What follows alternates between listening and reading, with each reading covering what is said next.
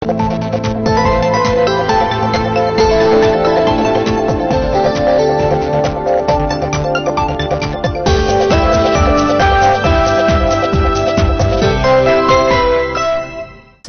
warahmatullahi taala wabarakatuh.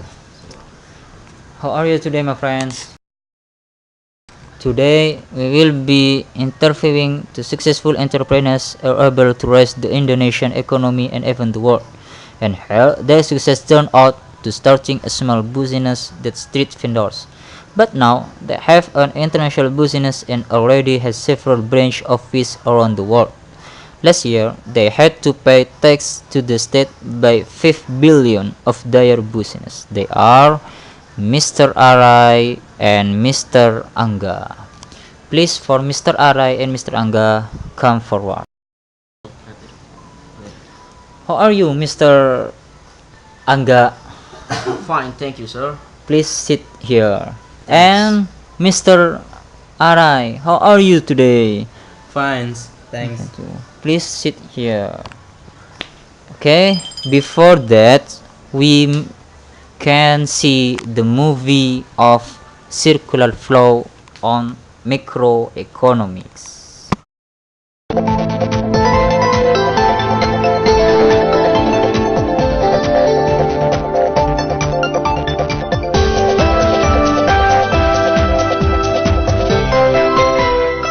Let's say that there's a country that's made up only of this island that's sitting in the middle of the lake. And on that island, there's only one dude here. He has one house and he has some land on which crops can be grown. But he wants to think a little bit more formally about his economy. And he starts setting up some institutions that start to resemble things that we would see in more complex economies. So what he decides to do is he decides to set up a firm.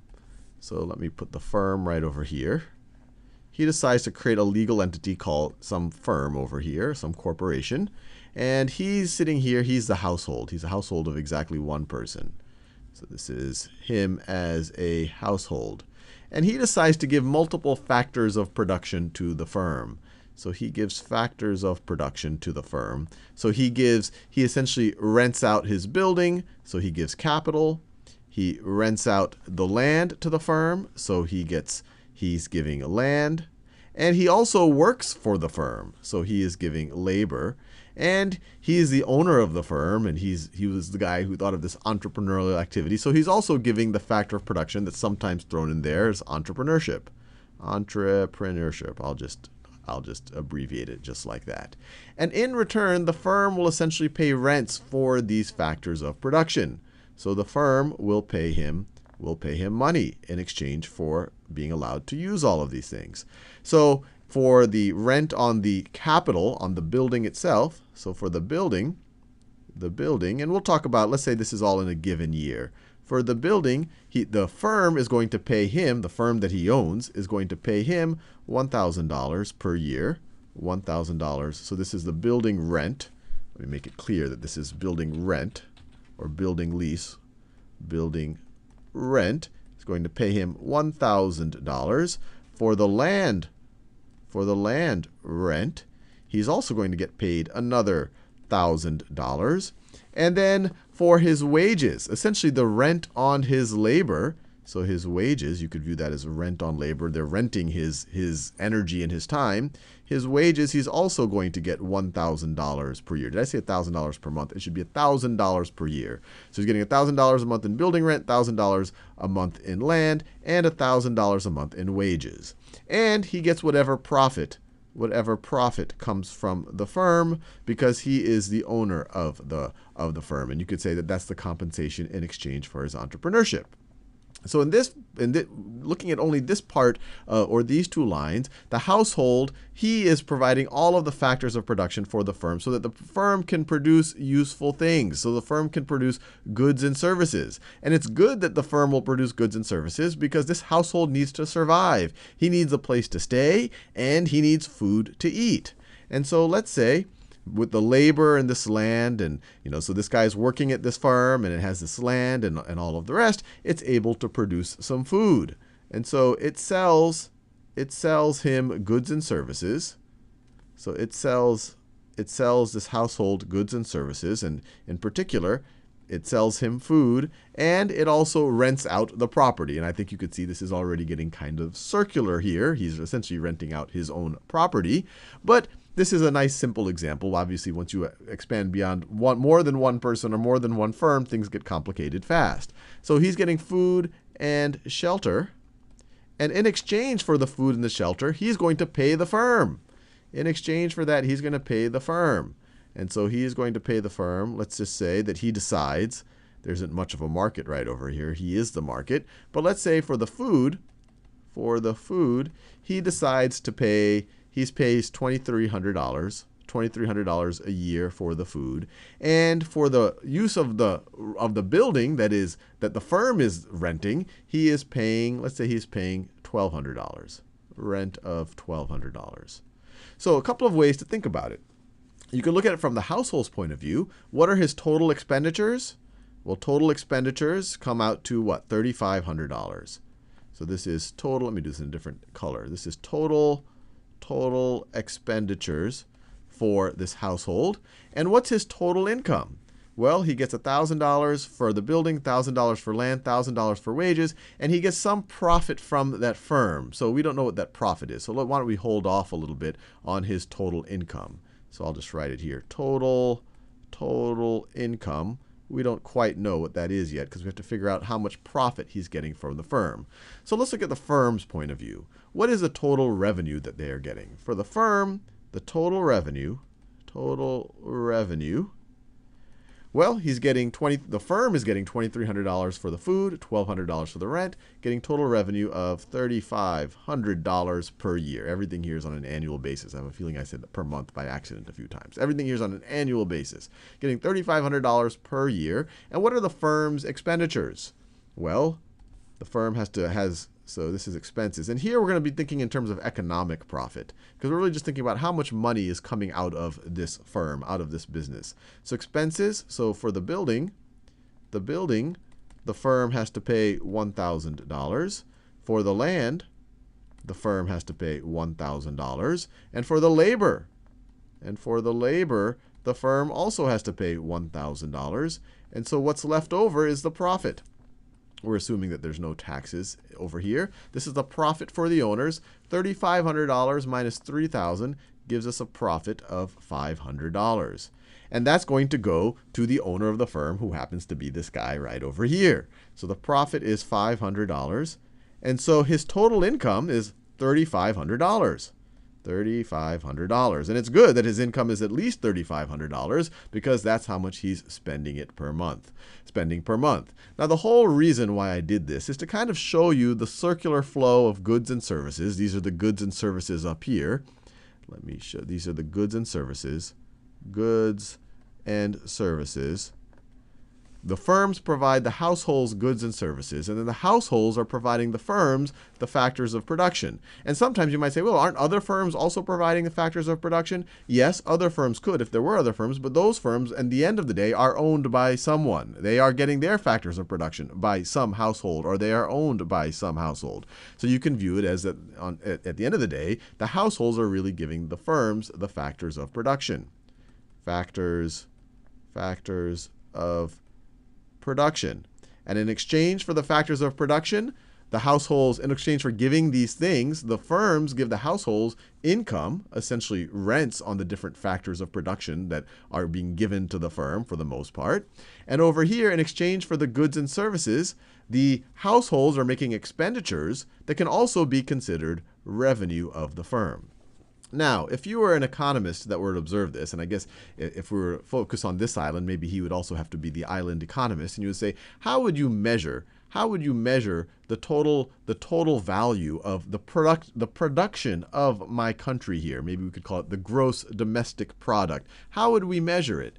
Would you count just the total expenditures, or would you count the total expenditures and the total income? Or would you even count that and the revenue? Well, if you counted all of that, you would be essentially triple counting. If you counted the total revenue, the total expenditures, and the total income, they're all that $3,500, you would be triple counting. So what you could do, you could just measure only one of these things. You could say your GDP, your gross domestic product, is the total expenditures by the households. So it would be the $3,500. You could say it is the total income by the households, so that would also be $3,500, and the total revenue really is the same thing as the total expenditures. So the whole point of this video, and this is obviously a very artificial case where we're dealing with an island with only one person, and he's essentially renting out his own labor by using this firm as some type of a vehicle. He is consuming his own labor. He is renting out a house from a firm that he has rented his house to. So it is very, very, very circular. But hopefully this you kind of appreciate how the resources are going around in this kind of a circular flow. Okay, please, Mr. Arai, please explain to us what the video that we just saw. That video, the we saw is the circular flow in microeconomics. Oh, in macroeconomics. So, what is the difference between micro and macroeconomics? For Mr. Angga, please.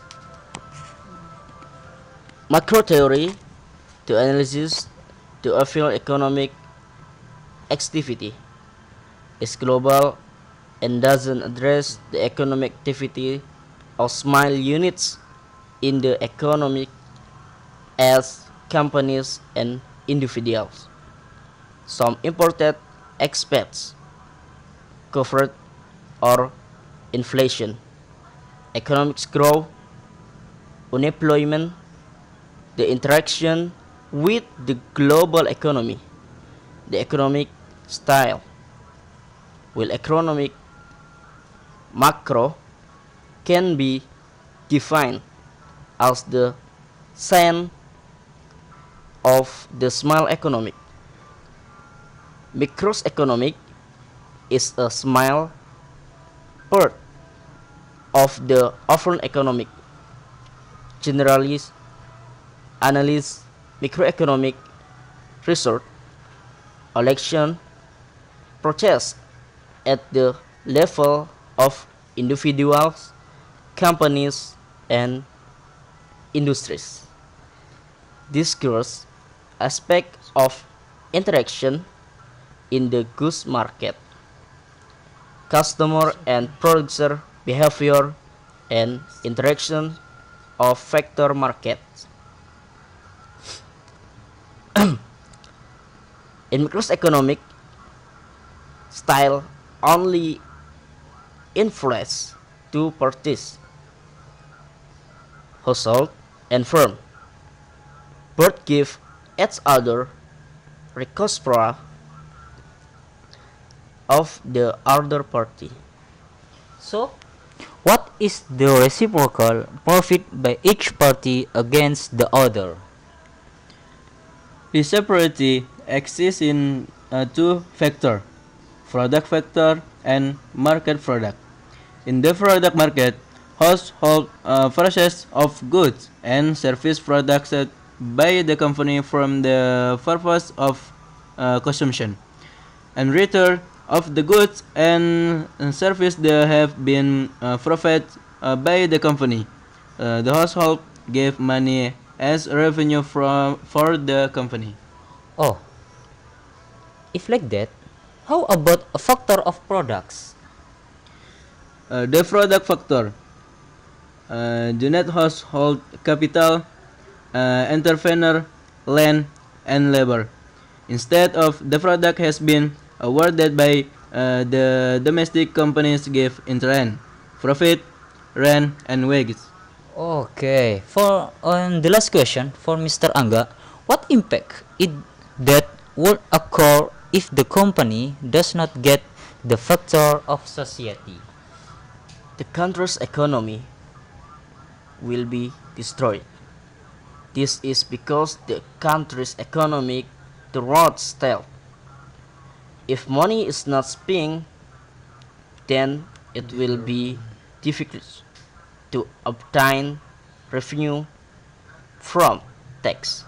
Okay, thank you for your time that you give me, and I just tell you thank you very much for Mr. Angga and Mr. Arai. Thank you very much for your time. So it is from us. Uh, Thank you for your attention to my friend. Wassalamualaikum warahmatullahi wabarakatuh.